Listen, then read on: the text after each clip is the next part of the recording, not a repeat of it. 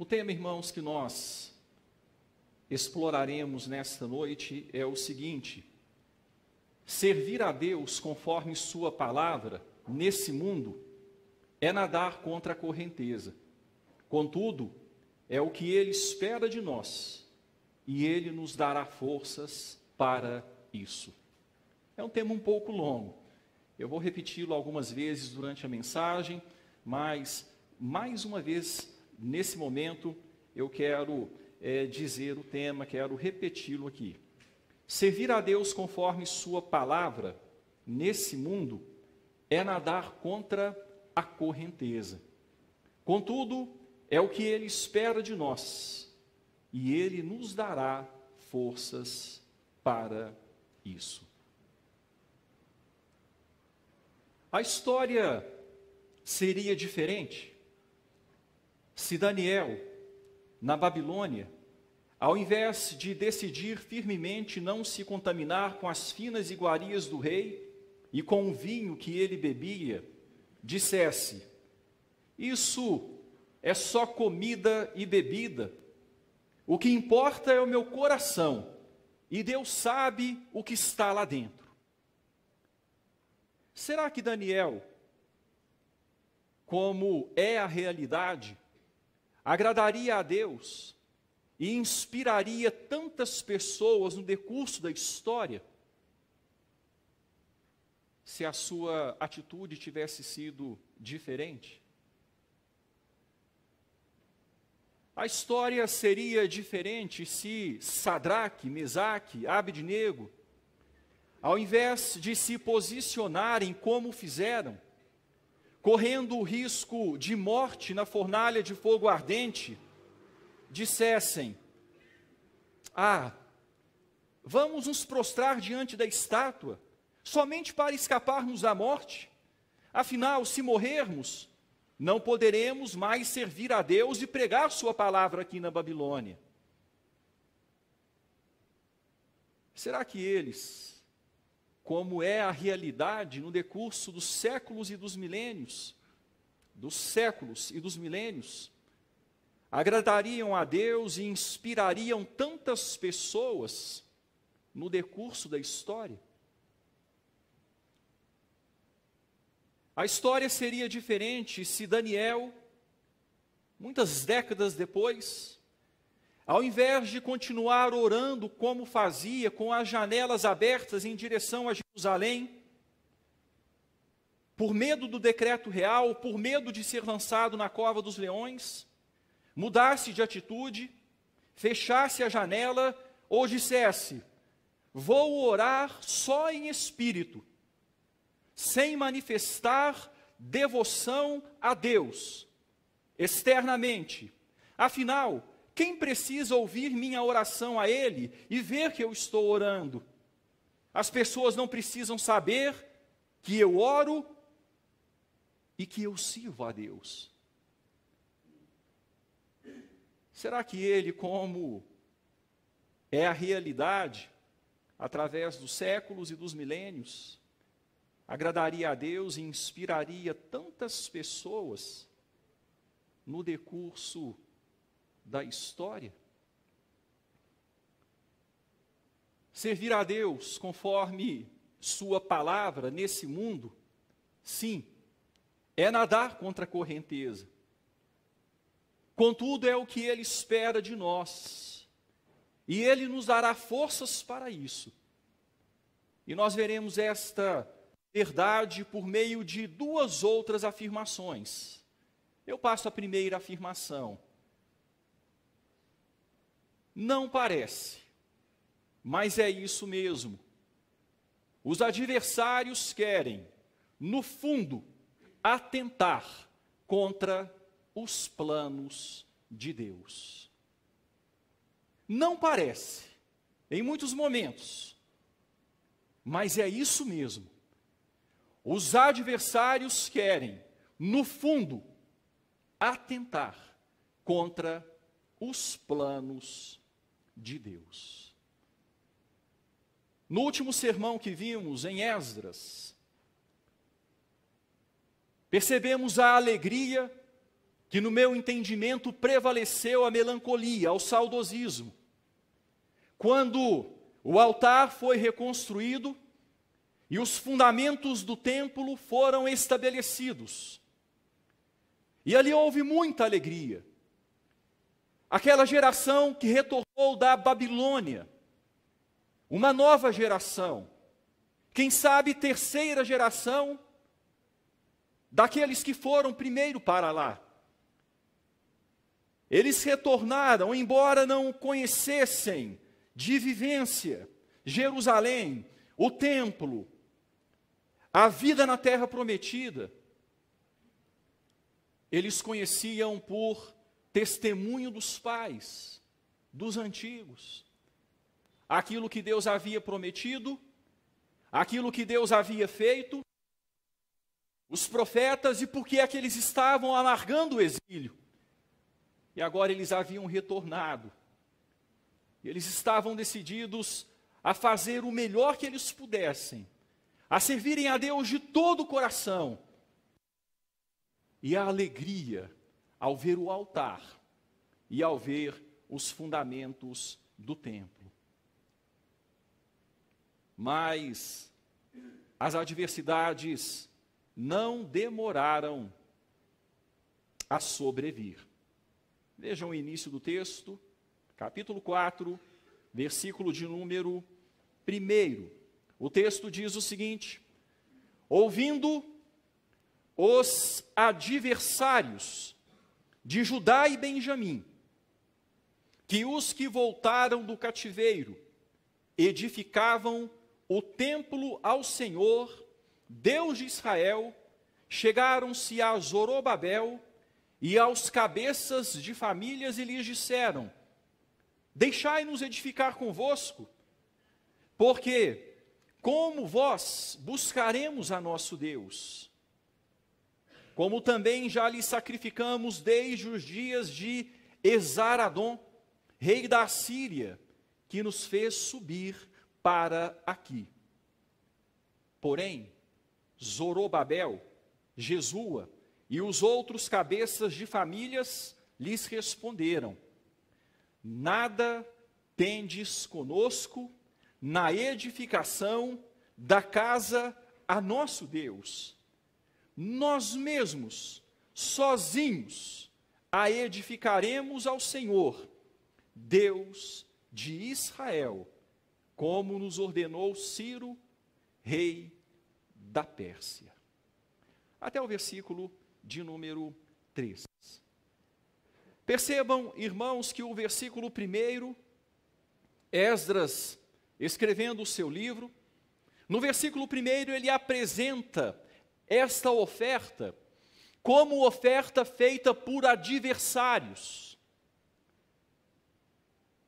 como oferta feita por pessoas que estavam atentando contra os planos de Deus. Mas não é o que parece. Não é o que parece, mas é isso mesmo. Os adversários querem, no fundo, atentar contra os planos de Deus. Só que eles chegam, e o que eles dizem é o seguinte: deixai-nos edificar convosco. É essa a proposta. E não parece uma proposta de oposição. Na verdade, se formos parar para pensar de início, diante daquilo que está sendo apresentado, é até uma boa proposta. Eles chegaram da Babilônia. E quando eles chegaram em Jerusalém, estava tudo destruído. Os muros caídos, quebrados, escombros, entulhos. O templo derrubado ao chão. Uma desolação, um caos. E poucas pessoas ali. E aquelas pessoas que estavam na terra, que foram levadas na terra desde os dias de Esar-Adom, filho de Senaqueribe. que foram transportados da Síria para lá. E ali eles constituíram famílias, se miscigenaram, muitos grupos mestiços, ou muitos grupos, né, individuais, de nações diferentes, se miscigenaram e criaram um povo mestiço. E eles chegaram então ali para os líderes da obra, para Zorobabel, para Jesua. Eles chegaram e disseram: olha, nós queremos ajudar vocês, nós queremos edificar com vocês. E outra coisa que eles disseram: como vós buscaremos a vosso Deus? Olha, nós queremos servir o Deus de vocês também. Nós queremos buscar o Deus de vocês. Como vocês fazem? Outra coisa que eles disseram: na verdade, nós já lhe sacrificamos desde os dias de Esar-Adon. Por décadas nós já temos sacrificado ao Deus de vocês. Então foi essa a proposta. Foi isso que foi apresentado diante do povo. Mas Zorobabel, Jesua, os cabeças de famílias lhes responderam: olha, nós somos poucos, a obra é grande, tem muita coisa para fazer. Muita coisa.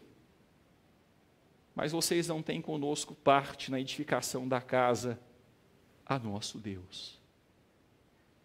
Nós mesmos, sozinhos, edificaremos ao Senhor a casa. Ele é o Deus de Israel. E nós vamos fazer essa obra como nos ordenou Ciro, rei da Pérsia. Parece que eles foram duros demais. Parece que eles foram inflexíveis ali. Poxa vida, o povo ofereceu ajuda. Poxa vida, o povo disse que queria servir a Deus. Não seria uma boa oportunidade de evangelização, enquanto eles estivessem ali, colocando tijolo sobre tijolo, pedra sobre pedra, mexendo com a argamassa, mexendo com a edificação, com as madeiras, conversando sobre o Deus de Israel, evangelizando. Não seria um tempo de evangelização? Ora, não seria ali um tempo de levar pessoas a conhecerem o Deus vivo e verdadeiro, o Deus de Israel? Será que eles não foram intransigentes? Inflexíveis? Duros demais? Vamos procurar entender o contexto dessa situação. Os adversários de Judá e Benjamim, versículo 1 do capítulo 4, aqui o texto está se referindo ao reino do sul, ao reino chamado Reino de Judá, formado principalmente pela tribo de Judá e de Benjamim. Os adversários de Judá e de Benjamim, que os que voltaram do cativeiro edificavam um templo ao Senhor, Deus de Israel, chegaram e fizeram a proposta. Quem eram esses adversários? Quem eram esses adversários? Eu peço a você que abra a sua Bíblia no segundo livro dos reis de Israel, capítulo 17. Deixa o texto de Esdras marcado e vamos para 2 Reis, capítulo 17.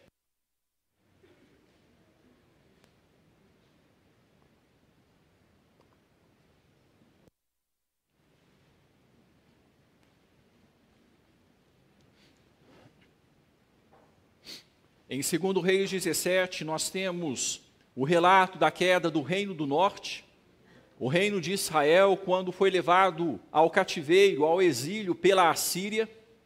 E veja o que o texto nos diz a partir do versículo de número 24.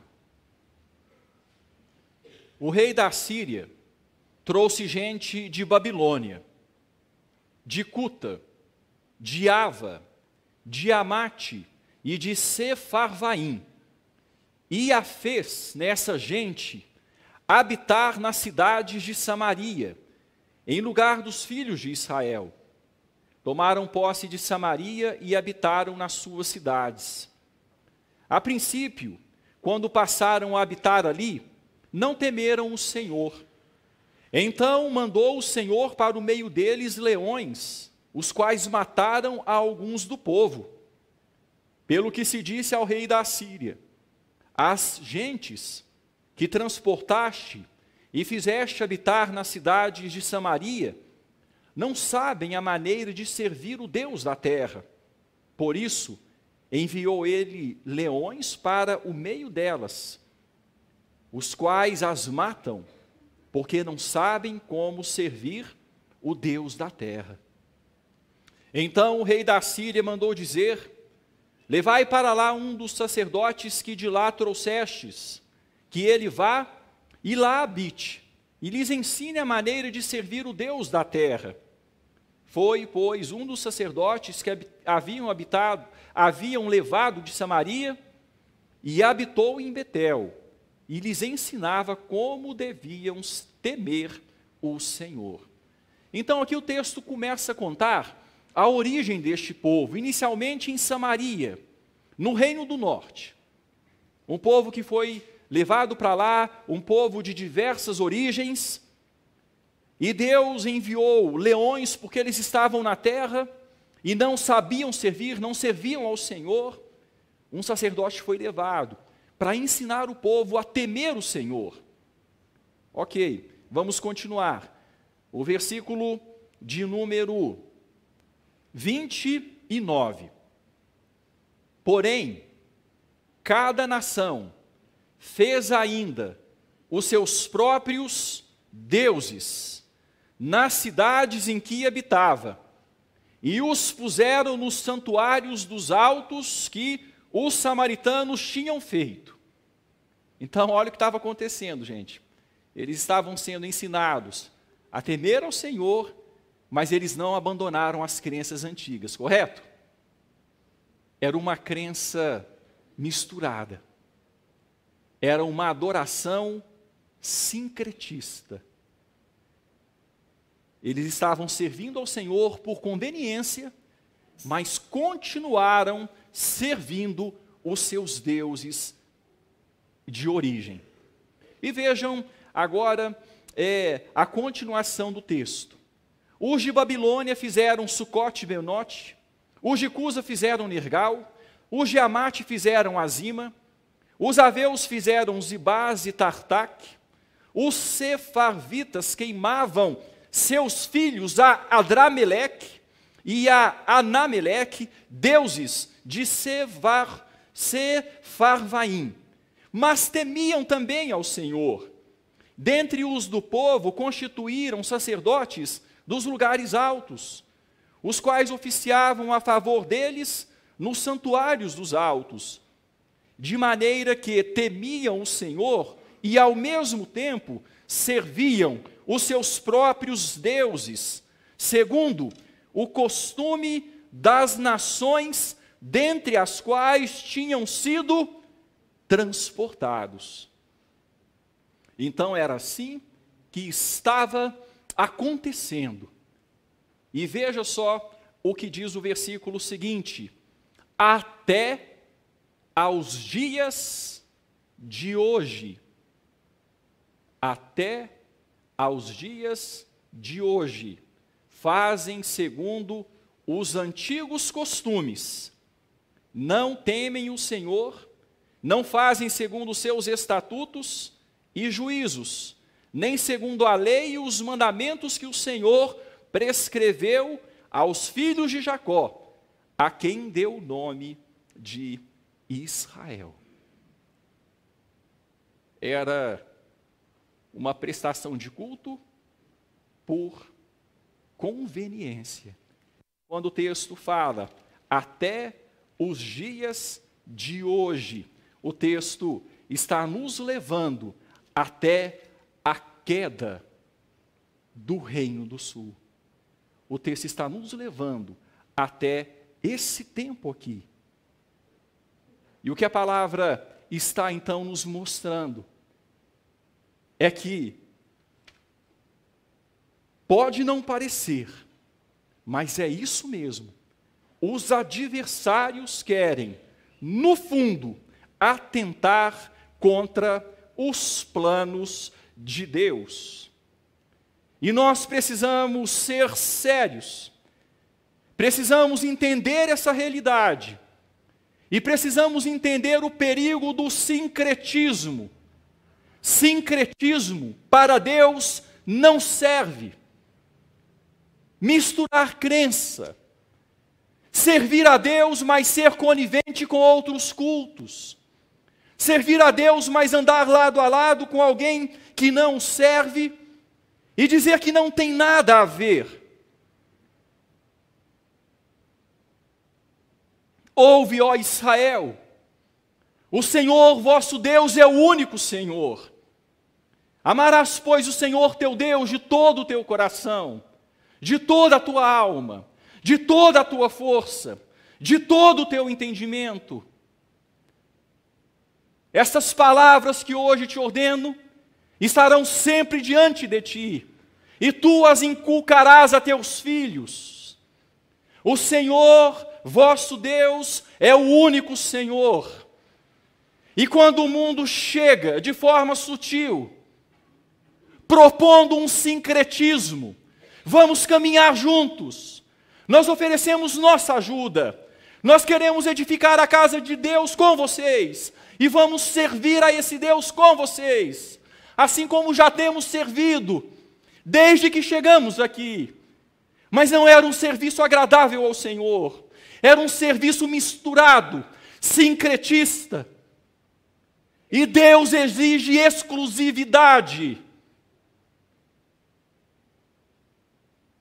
Nós precisamos ter cuidado com o sincretismo, num mundo que prega o sincretismo, num mundo que diz que o que importa simplesmente é o amor, o que importa simplesmente é fazer boas ações. A palavra diz que, acima de tudo, o que importa é amar a Deus. Aí nós começamos a entender por que Zorobabel, Jesua, os cabeças das famílias não quiseram. Não, nós não queremos. Nós não queremos um culto sincretista. Sincretismo, perigo. Cuidado com o sincretismo. Cuidado com o ecumenismo. Cuidado com o ecumenismo. Unidade no comum, tolerância em tudo. Para a palavra de Deus também não serve. Nós não devemos nos unir no comum em tolerar tudo, não. A palavra nos chama a sermos zelosos naquilo que Deus revelou. Inflexíveis. Precisamos ter cuidado. Corremos grande risco de errar quando não tememos a Deus como devemos temer, quando não o tememos conforme Ele quer que o temamos. Pode até parecer que somos duros, pode até parecer que somos intransigentes, mas quando buscamos ser fiéis a Deus de verdade, em alguns momentos, e na verdade nos dias de hoje, na sociedade de hoje, em muitos momentos, é assim que nós devemos agir. Às vezes pode não parecer, mas é isso mesmo. Os adversários querem, no fundo, atentar contra os planos de Deus e corromper o seu povo. O Senhor Jesus foi levado no deserto para ser tentado pelo diabo. E o diabo pareceu muito solícito diante do Senhor Jesus Cristo, faminto, depois de 40 dias sem comer. Transforme essas pedras em pão. Você não precisa passar por isso. Você não precisa sofrer assim.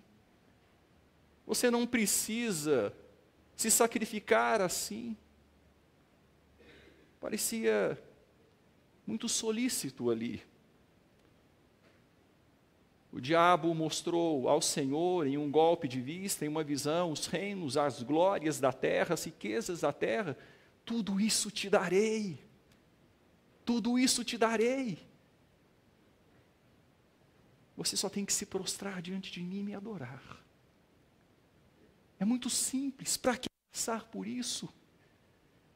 Para que passar pela cruz? Para que seguir essa trajetória que está destinada para você? Mostre a sua glória. Mostre como você é poderoso. Para que passar fome? Para que passar frio? Para que ser traído? Para que passar privação? Lança-te de um alto, porque os anjos vão te socorrer, todos verão sua glória.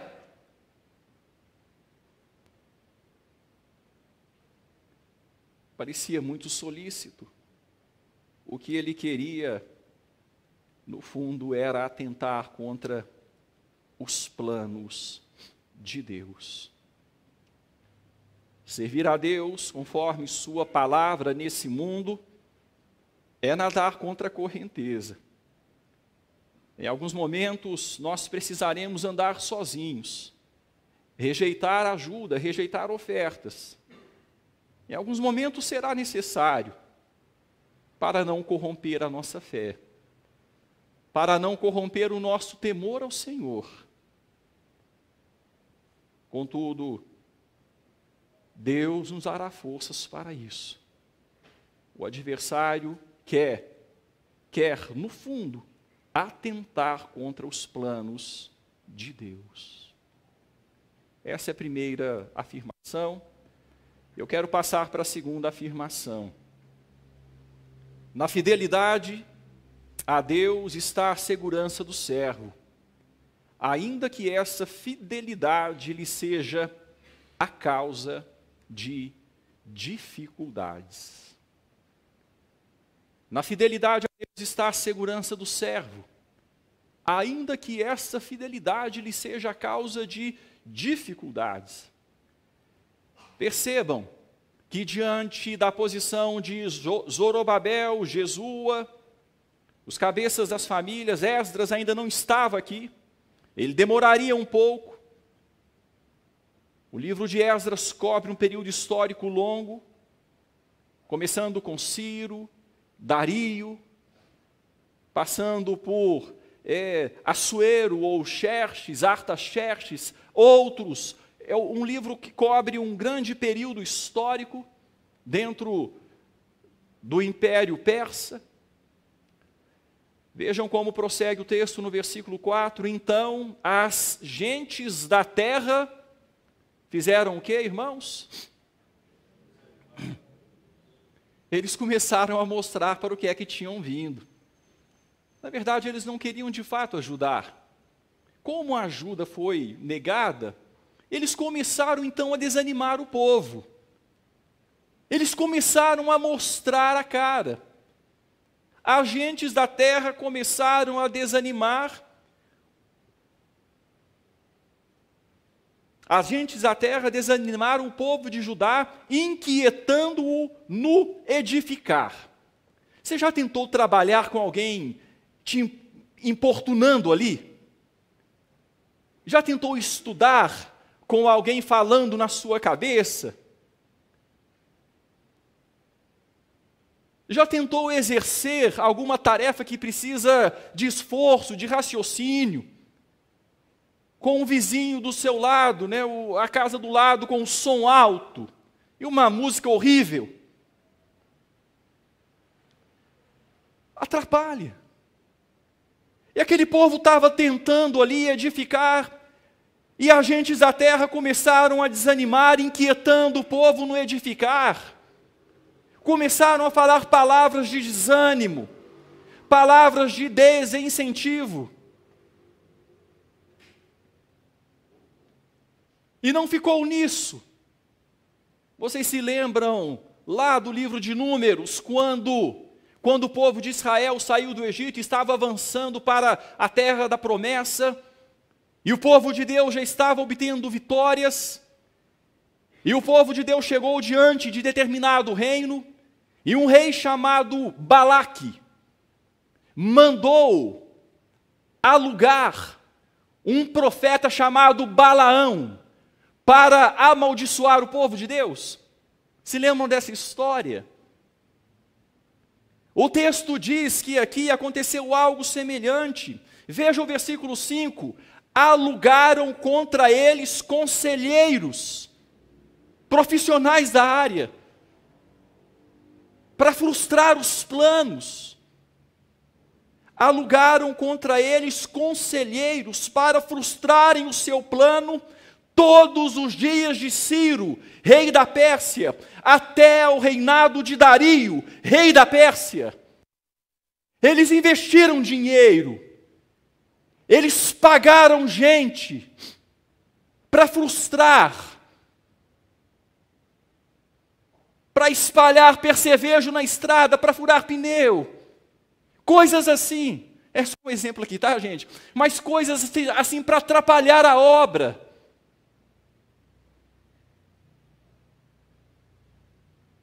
Desânimo por inquietação, isso aí não vai para frente, vocês não vão dar conta, podem desistir, é maior que vocês, não vai dar certo. Inquietação, desvio de atenção, conselheiros profissionais alugados, olha, vocês aí que era uma profissão da época, né, pelo jeito aqui, vocês são contratados para fazerem frustrar este plano.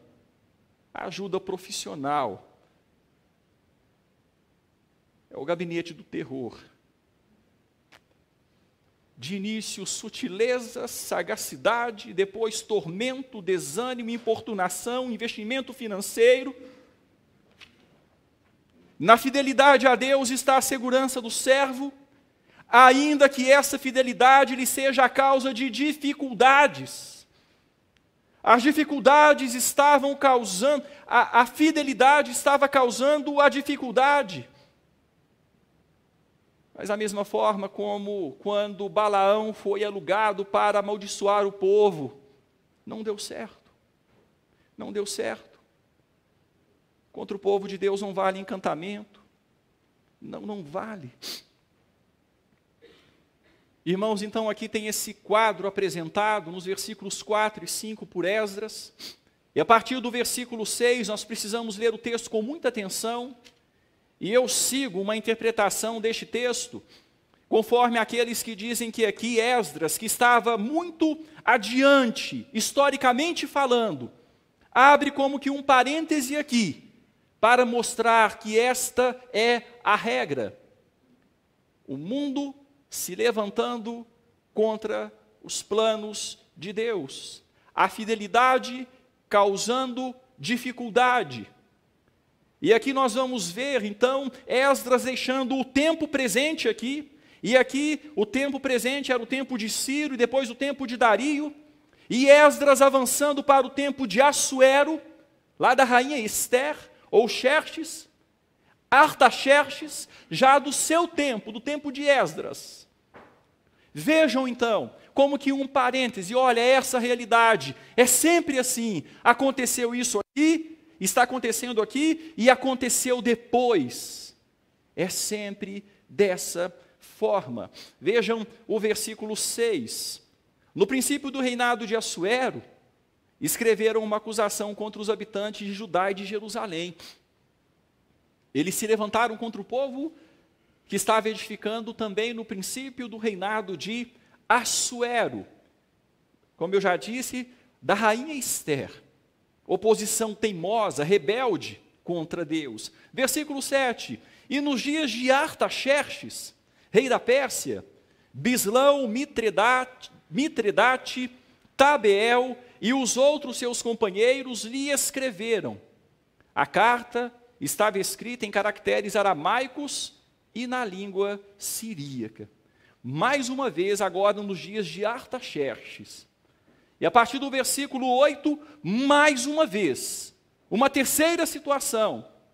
Reum, o comandante e Sinsai, o escrivão, escreveram contra Jerusalém uma carta, também no tempo do rei Artaxerxes. Escreveu Reum, o comandante, e Sinsai, o escrivão, os outros seus companheiros, dinaitas, afarsaquitas, tarpelitas, afarcitas, arquevitas, babilônios, susanquitas, deavitas, elamitas, e outros povos que o grande e afamado Osnapar transportou, e que fez habitar na cidade de Samaria, e os outros aquém do Eufrates. Eis o teor da carta endereçada ao rei Artaxerxes. Teus servos, os homens daquém do Eufrates, e em tal tempo, seja do conhecimento do rei que os judeus que subiram de ti vieram a nós a Jerusalém, eles estão reedificando aquela rebelde e malvada cidade, e vão restaurando os seus muros e reparando os seus fundamentos. Percebam, os irmãos, outro tempo. Aqui fala de reparação de muros, não é o tempo lá que nós estamos vendo. Aqui é o parêntese aberto, avançando na história para mostrar isso como regra. Estão reparando os muros, os seus fundamentos. Saiba ainda o rei que se aquela cidade se reedificar e os seus muros se restaurarem, eles não pagarão os direitos, os impostos e os pedágios, e assim causarão prejuízos ao rei. Agora, pois, como somos assalariados do rei, e não nos convém ver a desonra dele, por isso mandamos dar-lhe aviso, a fim de que se busque no livro das crônicas de seus pais, e nele achará o rei, e saberá que aquela cidade foi rebelde, e danosa aos reis e às províncias, e que nela tem havido rebeliões desde tempos antigos, pelo que foi a cidade destruída.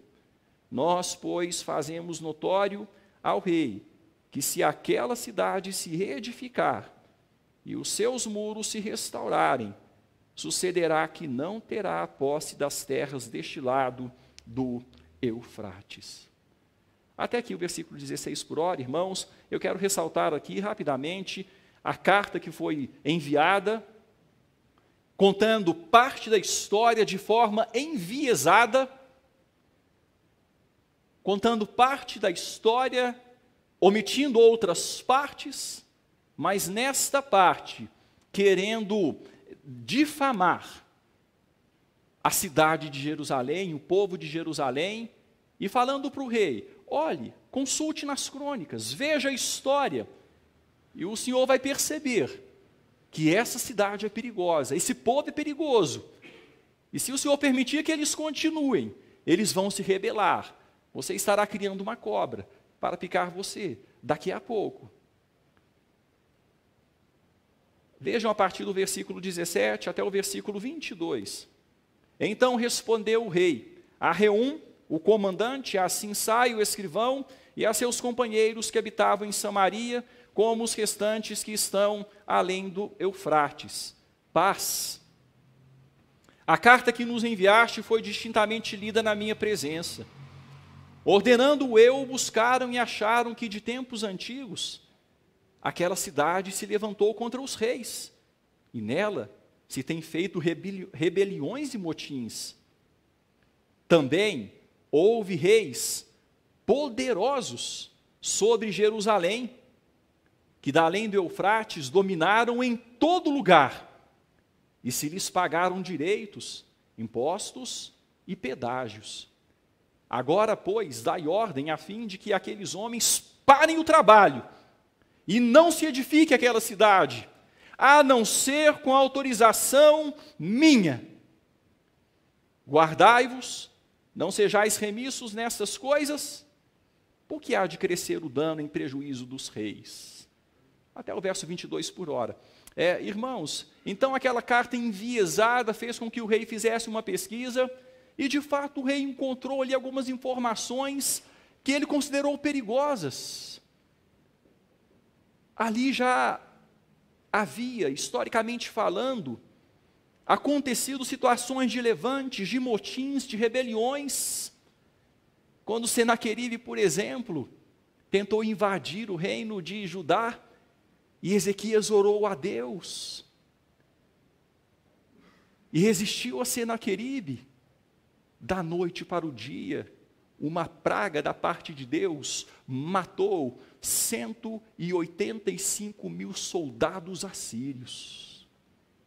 Os que acordaram pela manhã ficaram desesperados e fugiram. Senaqueribe fugiu, foi embora, o rei da Síria, e chegando lá foi morto pelo seu próprio filho, pelos seus próprios filhos. E agora o rei da Pérsia estava vendo, olha, de fato houve reis poderosos, quem sabe se referindo a Davi, a Salomão, quando toda aquela região circunvizinha pagava tributos ao reino de Israel. E o rei fala, ó, vamos parar com isso. A não ser que eu mude de ideia, mande parar a construção. E Esdras lá na frente está mostrando, olha, isso aqui aconteceu depois, na época dos muros. Vejam o versículo de número 23.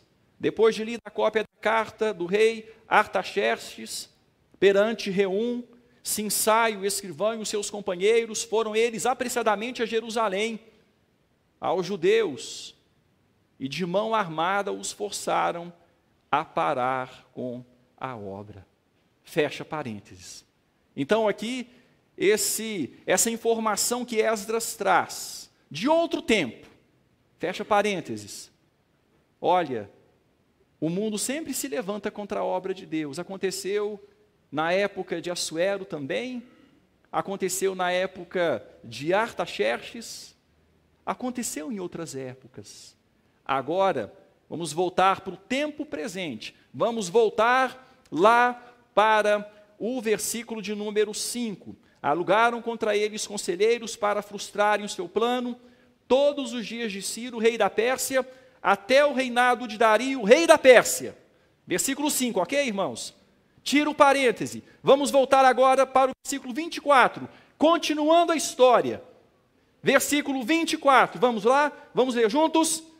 Cessou, pois, a obra da casa de Deus, a qual estava em Jerusalém, e isso até ao 2º ano do reinado de Dario, rei da Pérsia. Lá naquela época, quando Zorobabel, Jesua, na liderança, começou a edificar o templo, os povos da terra os importunaram, primeiro com sutilezas, quiseram imiscuir-se no meio do povo, para poluir a religião. Eles perceberam e rejeitaram a ajuda, mas então começaram a atuar por desânimo, por inquietação, por aluguel de conselheiros, e foram, até que a obra parou. A obra foi parada. Até ao 2º ano do reinado de Dario, rei da Pérsia. Se você se lembrar da leitura que fizemos em Zacarias no início do culto, o texto vai dizer que Zacarias profetizou no 2º ano do reinado de Dario, rei da Pérsia. A obra parou, mas Deus levantou seus profetas. E por instrumentalidade dos seus profetas, a obra não ficou parada. A gente vai ver isso na sequência, a partir aqui do capítulo de número 5. É assunto para outro momento, é assunto para a próxima semana. Por hora, eu quero finalizar ressaltando alguns ensinos que já foram compartilhados no decurso dessa palavra. Devemos ter cuidado com o sincretismo e com o ecumenismo. São ciladas, são ciladas. A igreja de Deus precisa se purificar, muitas vezes rejeitar ajudas, se essas ajudas, de alguma forma, podem ser motivo de corrupção para o Evangelho. Cuidado com o sincretismo, cuidado com o ecumenismo. Quando o que está em jogo é a palavra de Deus, devemos ser inflexíveis. Numa época onde tolerância é pregada, nós temos que ser tolerantes, temos que ser compreensíveis, temos que entender que cada um pensa do jeito que quer. Nós devemos ser respeitosos, sim. Nós não devemos sair por aí agredindo as pessoas, não é isso que eu estou falando. Mas nós não devemos transigir com a palavra. O que a palavra diz continua sendo verdade. E nós não devemos andar de mãos dadas com aquilo que é contrário à palavra de Deus. Vocês não têm parte na edificação desta casa. Não tem. Nós vamos construí-la, reconstruí-la, reedificá-la, conforme Ciro nos permitiu fazer. Cuidado, precisamos ter cuidado com aquilo que o mundo de hoje chama de tolerância. Quando o que está em jogo é a palavra de Deus, precisamos ser inflexíveis. Me entendam, eu não estou dizendo que nós devemos ser grossos, grosseiros, ríspidos, mal educados. O que nós não devemos é abrir mão dos princípios e valores da palavra de Deus. E se necessário for, nós devemos nos levantar, nos manifestar e defender esses princípios e valores, sob risco da própria morte. Conforme aconteceu na época de Daniel e seus amigos.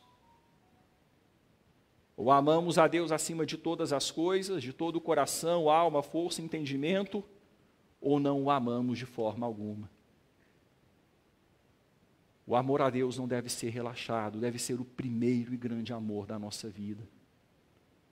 Se por causa de oferta, se por causa de prazer, se por causa de gosto pessoal, de vontade pessoal, de desejo pessoal, de sonho pessoal, nós corrompemos o nosso amor a Deus, nós não estamos amando a Deus. Nós estamos amando a nós mesmos, a nossa vontade, e estamos usando a Deus. Esse amor a Deus é demonstrado por meio de obediência à sua palavra revelada, ainda quando essa palavra vai nos fazer abrir mão de nós mesmos. Aquele que quer vir após mim, disse o Senhor Jesus, a si mesmo se negue, dia após dia, tome sua cruz e siga-me.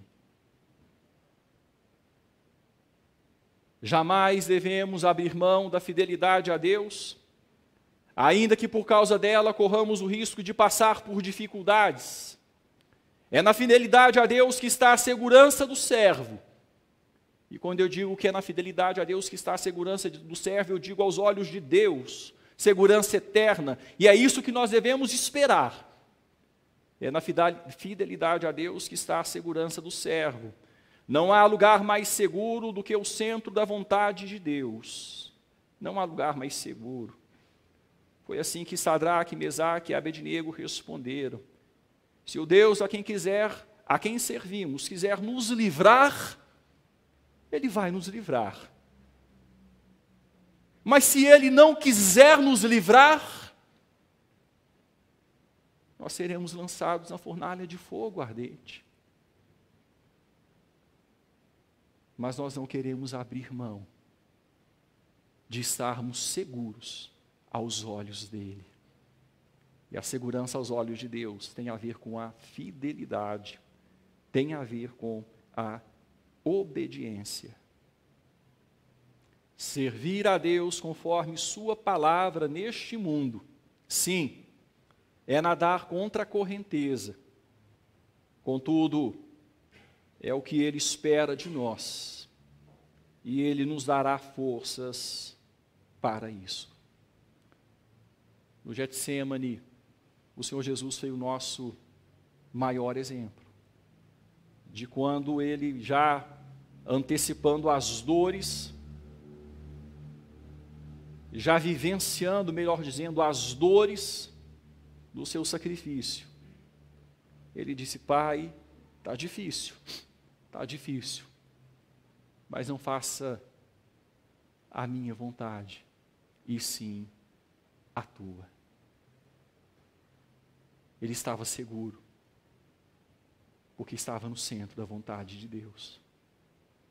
Ele estava seguro, elevado no madeiro, porque era onde ele deveria estar. Ele estava seguro. Não há lugar mais seguro do que no centro da vontade de Deus. É na fidelidade a Deus que está a segurança do servo. Eu convido você a fechar os seus olhos.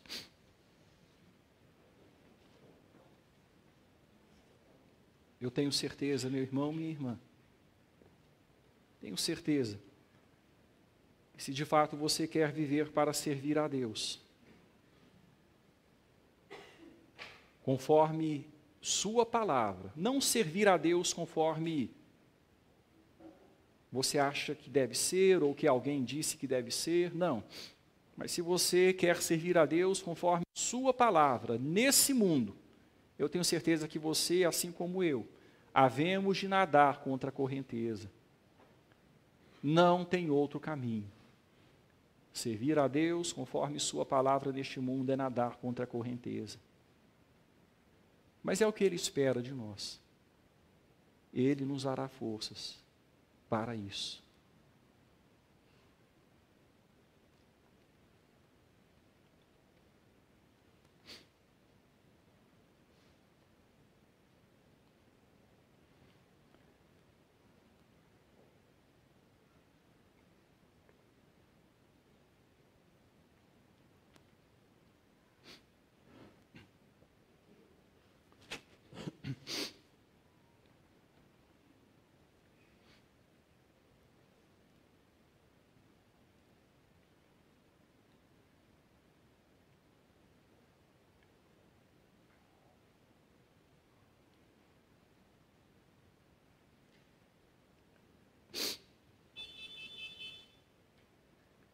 Senhor Deus, que olhando para o exemplo de nosso Senhor Jesus Cristo, que foi fiel até a morte, morte de cruz, e a quem somos instados a imitar, de quem devemos ter o mesmo sentimento, olhando para o nosso referencial e modelo por excelência, e confiados na graça que dele procede, sirvamos ao Senhor neste mundo, conforme o Senhor espera que o façamos. Mesmo sabendo que isso se constitui em nadar contra a correnteza. Mas o Senhor há de nos dar forças. A sua palavra chega a dizer, ó Deus, em outro texto: todos quantos querem viver piedosamente em Cristo Jesus serão perseguidos. O texto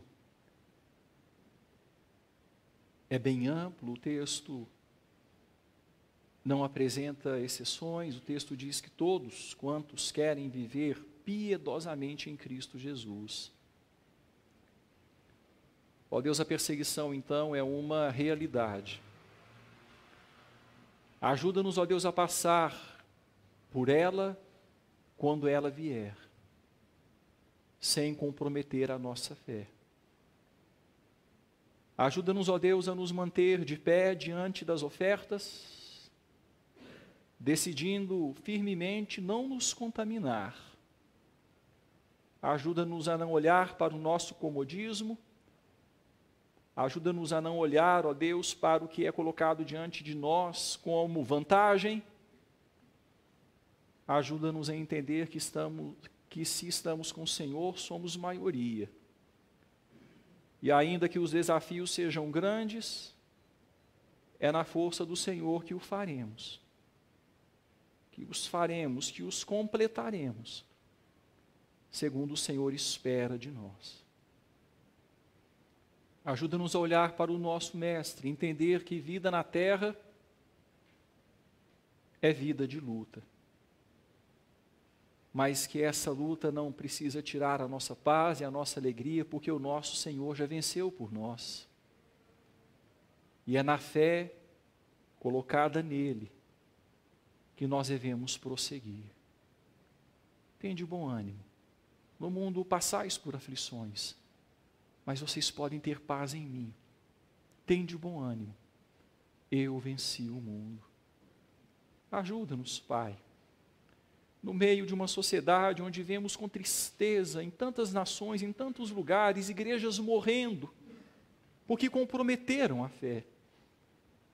Igrejas morrendo porque se tornaram sincretistas, ecumênicas. Deixaram a palavra, assumiram o espírito de sua época.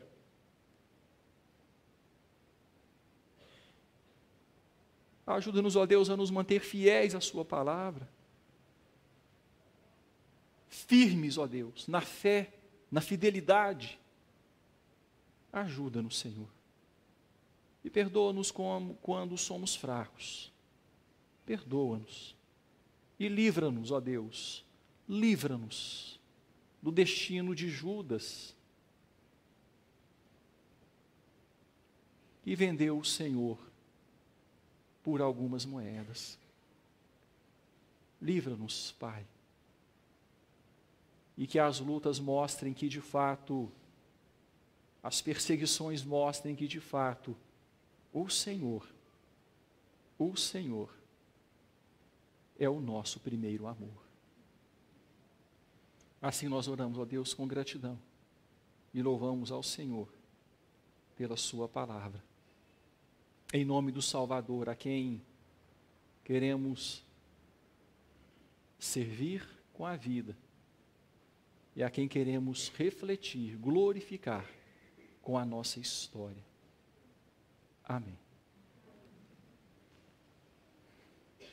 Irmãos, que a graça de nosso Senhor e Salvador Jesus Cristo, o grande e eterno amor de Deus o Pai, e a comunhão do Espírito Santo repousem sobre vós e sobre o povo de Deus espalhado por toda a terra. De forma especial nos lembramos, ó Deus, daqueles lugares onde a perseguição é muito forte, é muito real, ou melhor dizendo, é muito nítida. E aqueles que se decidem por Cristo e manifestam a sua fé, correm real chance de perder a própria vida. Ó Deus, que a graça do Senhor, o amor do Senhor, a consolação do Senhor, o Deus triuno, repousem sobre nós e sobre o teu povo por toda a terra, hoje e até aquele dia quando o Senhor virá e tornará novas todas as coisas. Amém.